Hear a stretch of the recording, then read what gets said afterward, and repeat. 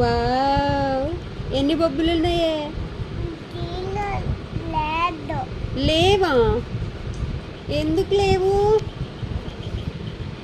1 rupee కూడా లేదా? Open చేయి.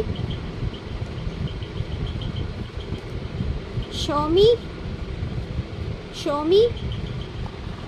అమ్మో, బొబ్బులు లేవా? కావాలా నీకు? ఎన్ని కావాలి? 10 రూపీస్ కావాలా? అమ్మ ఇస్తుందా, నాన్న ఇస్తారా?